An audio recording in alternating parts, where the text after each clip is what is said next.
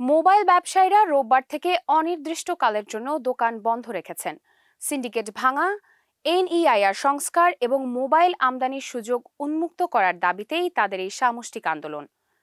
এই কর্মসূচির ঘোষণা আসে বাংলাদেশ মোবাইল বিজনেস কমিউনিটি এর পক্ষ থেকে। সংগঠনটি জানিয়েছে, দাবি না মানলে আন্দোলন আরও বিস্তৃত হবে, এমনকি বিটিআরসি ঘেরাও করার মতো কর্মসূচিও সামনে আছে। এমবিসিবি সেক্রেটারি আবু সাইদ পিয়াস বলেন, সকাল থেকেই দেশের বিভিন্ন প্রান্তের ব্যবসায়ীরা দোকান বন্ধ রেখে রাজধানীর আগারগাঁওয়ে বিটিআরসি কার্যালয়ের সামনে জড়ো হচ্ছেন। সেখানে তারা অবস্থান করছেন, কর্মসূচি পালন করছেন। ব্যবসায়ীদের অভিযোগ, বাজারে একটি প্রভাবশালী সিন্ডিকেট কৃত্রিমভাবে পরিস্থিতি নিয়ন্ত্রণ করছে।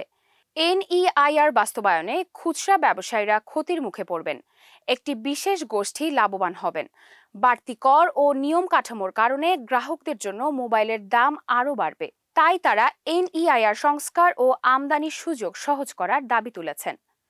এর আগে গত রোববার সারা দেশে একদিন দোকান বন্ধের কর্মসূচি পালন করেছিলেন মোবাইল ফোন ব্যবসায়ীরা। 29 নভেম্বর রাতে এমবিসিবির এক বিজ্ঞপ্তিতে ওই আন্দোলনের ঘোষণা দেওয়া হয়।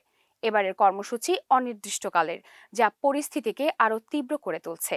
অবশ্য এ নিয়ে এখন পর্যন্ত বিটিআরসি বা সরকারের পক্ষ থেকে কোনো আনুষ্ঠানিক প্রতিক্রিয়া দেওয়া হয়নি।